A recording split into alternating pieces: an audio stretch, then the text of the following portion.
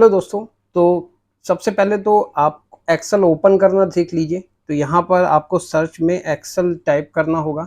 यहाँ पर Excel application आपको दिखाई दे जाएगी, तो उस पर आप जैसे ही क्लिक कर देंगे तो आपके पास इस तरीके से ये इंटरफेस आ जाएगा। यहाँ पर ब्लैंक वर्कबुक पे हमें क्लिक करना है, तो ये हमारी एक एक्सेल की वर्कबुक ओपन हो गई। अब इस वर्कबुक में और वर्कशीट जो स्प्रेडशीट होती है उसमें क्या डिफरेंस है? तो जो हमने फाइल ओपन करी इसे वर्कबुक कहते हैं, और इसमें जो आप ये शीट 1, शीट 2 या शीट 3 देख रहे हैं, ये वर्कशीट या स्प्रेडशीट कहलाती हैं।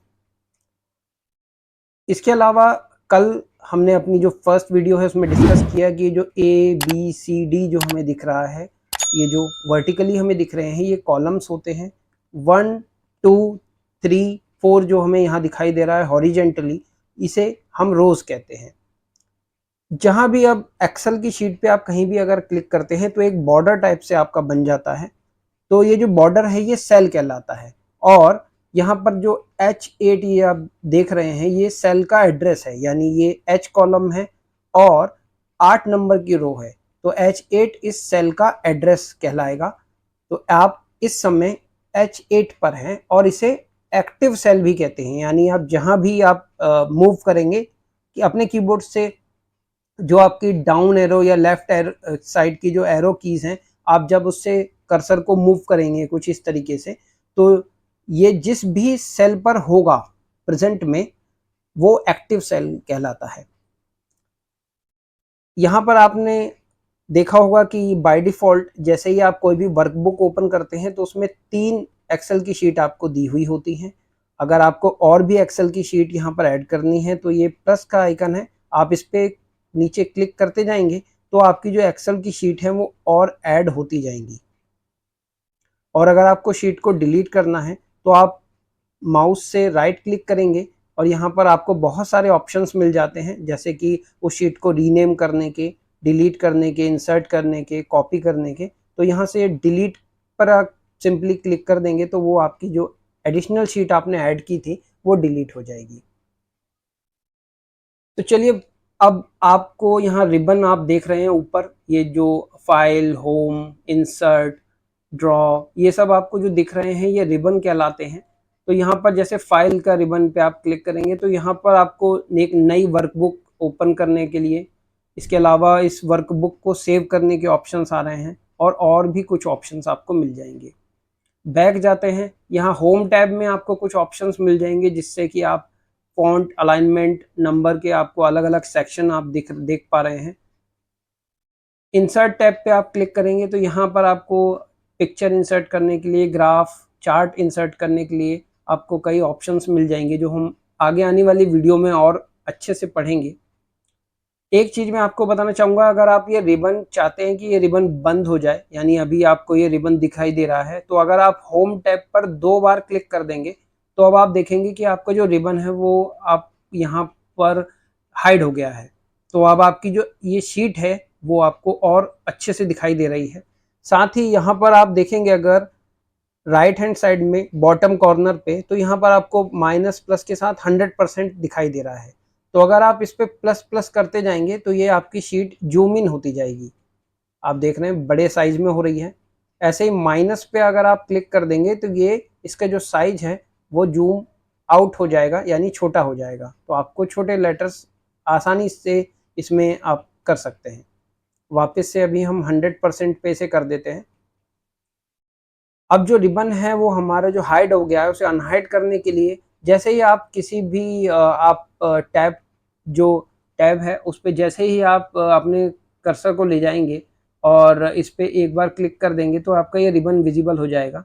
नीचे जाएंगे तो वापस हाइड हो जाएगा, पर अगर आपको इसे परमानेंट चाहिए तो वापस से 2 बार टैप कर दीजिए होम टैब पे और ये आपका रिबन वापस से आ जाएगा। अब एक्सेल में अगर आप यहाँ पर कुछ भी टाइप करते हैं, जैसे मैंने ये राम टाइप किया और यहाँ पर हमने कुछ नंबर टाइप किए, तो अब आप देखेंगे कि जो टेक्स्ट था, ये राम एक टेक्स्ट है जिसकी जो अलाइनमेंट है वो बाय डिफ़ॉल्ट लेफ्ट साइड हो गई है, जबकि जो नंबर हमने टाइप किया उसकी अलाइनमेंट राइट साइड हो गई है बाय डिफ़ॉल्ट। तो एक्सेल में अपना एडवांस फीचर होता है जिससे कि वो ऑटोमेटिक डिटेक्ट कर लेता है कि आप क्या टाइप कर रहे हैं। तो अगर आप टेक्स्ट टाइप करेंगे तो वो लेफ्ट साइड ही रहेगा, और जैसे ही आप कोई नंबर टाइप कर देंगे तो वो बाय डिफ़ॉल्ट आपके राइट साइड में अलाइन हो जाएगा। पर अगर आप इसकी अलाइनमेंट चेंज करना चाहते हैं खुद से, तो होम टैब पे क्लिक करिए और यहाँ पर ये अलाइनमेंट का सेक्शन आपको दिख जाएगा। इससे आप इसकी अलाइनमेंट को कहीं भी रख सकते हैं, मिडल में, लेफ्ट में या राइट में, जहाँ भी आप चाहें। ऐसे ही टेक्स्ट की अलाइनमेंट भी आप आसानी से चेंज कर सकते हैं, मिडल में, राइट में या लेफ्ट में। अगर आपको टेक्स्ट को फॉर्मेट करना है तो यहाँ होम टैब में ही आपको ये फॉन्ट का एक फॉर्मेटिंग का आपको अलग से सेक्शन मिल जाएगा, जहाँ से आप इस टेक्स्ट को बोल्ड कर सकते हैं, इटैलिक कर सकते हैं, अंडरलाइन करना चाहें तो वो भी कर सकते हैं। यहाँ पर आपको कुछ फॉन्ट्स मिल जाएंगे जो जिसमें आप अपने जो टेक्स्ट है उसे आप सिलेक्ट कर सकते हैं। यहाँ से अगर आप इसे स्क्रॉल करेंगे तो इसमें और भी कई सारे ऑप्शंस आपको नीचे तक मिल जाएंगे। आप जो भी आपको पसंद है वो आप सिलेक्ट कर सकते हैं। यहाँ से आप इंक्रीज कर सकते हैं फॉन्ट के साइज को। तो जब आप इस पर क्लिक करेंगे तो आप देखेंगे ये फॉन्ट साइज इंक्रीज हो रहा है। पर ध्यान दीजिएगा, ये जो शीट का साइज है यहाँ पर बॉटम में वो 100% ही है। सिर्फ आपका जो सेल है उसके जो फॉन्ट है उसका साइज इंक्रीज हो गया है। जस्ट उसके बगल में डिक्रीज करने का भी ऑप्शन है, तो आप इस पर क्लिक करते जाइए, फॉन्ट साइज डिक्रीज हो जाएगा। यहाँ से आप उस सेल का, जो मैंने आपको बताया कि एक सेल है ये आपका B1, इसका अगर आप बॉर्डर करना चाहते हैं तो यहाँ पर आपको ऑप्शंस मिल जाएंगे बॉर्डर करने के। ऑल बॉर्डर पे अगर आप क्लिक कर देंगे तो आप देखेंगे कि इस सेल का जो बॉर्डर है वो हो चुका है। एक ब्लैक कलर का बॉर्डर आपको इस सेल के बाहर दिखाई देगा। इस सेल पे आप कलर अगर चेंज करना चाहते हैं तो फिल कलर के ऑप्शन में जाइए और यहाँ से अपना पसंदीदा कोई भी कलर आप इस पे सिलेक्ट कर सकते हैं। और अगर आप चाहते हैं कि इसके अंदर जो फॉन्ट है, यानी ये जो राम लिखा हुआ है, उसका कलर चेंज हो, तो इस ऑप्शन में, फॉन्ट कलर के ऑप्शन में आप क्लिक करिए और यहाँ से अपने पसंद का जो भी कलर आप इसे देना चाहते हैं वो आप यहाँ से दे सकते हैं। अब अगर आप चाहते हैं कि आपने इस सेल में इस टेक्स्ट के साथ जो भी फॉर्मेटिंग करी, यानी बोल्ड किया आपने, फिर आपने फॉन्ट का कलर इसका चेंज किया, बॉर्डर किया, इसके आपने जो सेल का कलर है वो चेंज किया, साइज इंक्रीज किया, ठीक है, तो वो सभी आप श्याम पे भी करना चाहते हैं तो उसके लिए एक बहुत अच्छा ऑप्शन यहाँ पर आपको मिल जाएगा। बस आपको अपने उस सेल पे पहले सिलेक्ट करना है जिसकी फॉर्मेटिंग आप करना चाहते हैं, और यहाँ आपको ऊपर फॉर्मेट पेंटर का ऑप्शन मिलेगा, एक बार इस पर क्लिक कर दीजिए। अब ये हाईलाइट हो गया, यानी ये फॉर्मेटिंग आप कहीं भी अप्लाई करने के लिए बिल्कुल रेडी है। और अब आपके कर्सर पे एक आप ब्रश का आइकन देख सकते हैं जो बन जाएगा, इसे आप जहां भी अप्लाई कर देंगे तो वही सेम फॉर्मेटिंग वहां अप्लाई हो जाएगी। साथ ही आप ये देख रहे होंगे कि यहाँ पर श्याम लिखा हुआ है पर ये सेल उसके मुताबिक नहीं हुआ है, यानी उसका साइज छोटा है पर जो अंदर टेक्स्ट है वो बढ़ गया है, बाहर निकल गया है। तो आप जब ऊपर यहाँ पर जाएंगे तो यहाँ पर एक प्लस टाइप का बन जाएगा, इस पर आप डबल क्लिक कर देंगे तो ये अपने आप उस पूरे कॉलम में जो भी मैक्सिमम जो विड्थ होगी, जो मैक्सिमम चौड़ाई होगी जिस टेक्स्ट की, उसके अकॉर्डिंग अपने आप को ढाल लेगा। तो अभी आप देख सकते हैं इसकी जो विड्थ है वो इतनी ही है। अगर इसमें हम कोई और यहाँ पर टाइप कर देते हैं, ये हमने टाइप किया, इसका हम साइज इंक्रीज कर देते हैं और अब आप देखेंगे कि इसकी जो विड्थ है वो अब बहुत ज़्यादा हो गई है, कुछ कम कर देते हैं। अब इसके अकॉर्डिंग करना है तो वापस से आपको यहाँ पर जाना होगा और इसे डबल क्लिक करना होगा, तो ये जो पूरा कॉलम है वो इस सेल की चौड़ाई के अकॉर्डिंग अपने आप को ढाल लेगा। यही फॉर्मेटिंग अप्लाई करनी है आपको यहाँ पर भी। तो आपको सिंपल फॉर्मेट पेंटर पे क्लिक करना है, एक बार क्लिक करेंगे तो आप एक बार वो फॉर्मेटिंग कहीं भी अप्लाई कर सकते हैं। अगर आपको वो फॉर्मेटिंग एक से अधिक सेल पे कंटिन्यू करनी है तो अब जैसे कि यहाँ पर हमने लिखा कुछ,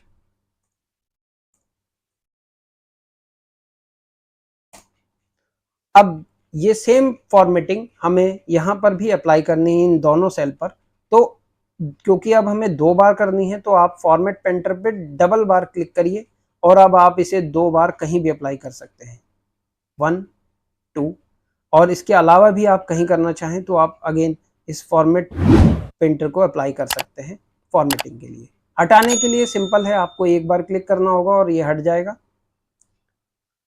अब हम चलिए कुछ बेसिक जो हमारे फॉर्मूले होते हैं उनको देख लेते हैं। अब मान लीजिए आपको यहाँ पर एक सीरियल नंबर टाइप करना है, जैसे 1 आपने टाइप किया। अब ये 1 आप चाहते हैं कि यहाँ तक आ जाए, तो आप इस पे जब क्लिक करेंगे तो इस सेल पे आपको यहाँ पर कॉर्नर में एक प्लस का आइकन मिल जाएगा। तो बस आपको अपने जो लेफ्ट की है माउस का वो प्रेस करके रखना है और इसको आपको पकड़ के और नीचे तक आपको जहां भी आप चाहते हैं वहां तक ऐसे खींच देंगे तो ये ड्रैग हो जाएगा। इसे ड्रैग करना कहते हैं।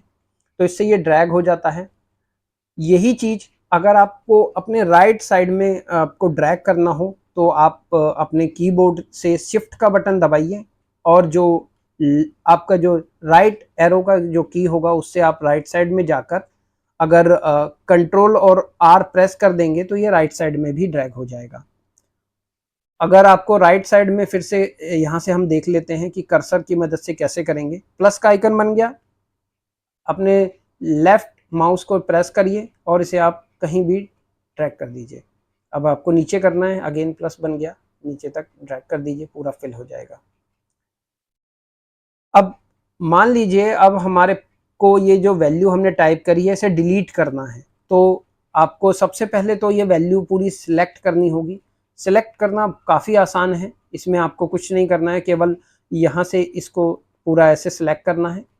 ठीक है, अगेन आप राइट साइड में जाएंगे और अब अपने कीबोर्ड से आप डिलीट का बटन प्रेस कर देंगे तो ये डिलीट हो जाएगा। अब यहाँ पर मान लीजिए A1 सेल है, ये हमारा यहाँ एड्रेस आप देख रहे हैं A1 है, इस पे लिखा हुआ है 1। B1 सेल है, इस पे लिखा हुआ है 2 और ये जो C1 सेल है इस पे हमें इन दोनों को जोड़कर लिखना है। तो पहले हम इसका थोड़ा सा साइज बढ़ा लेते हैं ताकि आपको और अच्छे से दिखाई दे। C1 पर हमें इसे जोड़ना है, तो पहले बराबर का साइन लगाइए।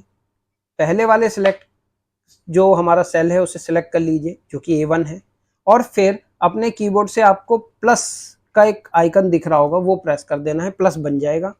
और B1 वाले सेल को सिलेक्ट कर दीजिए जिसे जोड़ना है।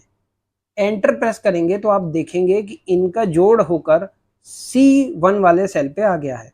अब मान लीजिए यहाँ पर कोई और वैल्यू भी आ जाती है, जैसे यहाँ 4 हमने टाइप करा, एंटर कर दिया। B2 पर हमने कोई और वैल्यू टाइप करी और एंटर कर दी। अब यही जो हमने जोड़ करा था वही हमें यहाँ पर भी चाहिए कि इनका भी जोड़ होकर आ जाए। तो आप सिंपल ऊपर जाइए, ये जो प्लस का दिख रहा है आपको आइकन, इस पे जाइए, माउस के लेफ्ट बटन को प्रेस करिए और इसे नीचे ड्रैग कर दीजिए।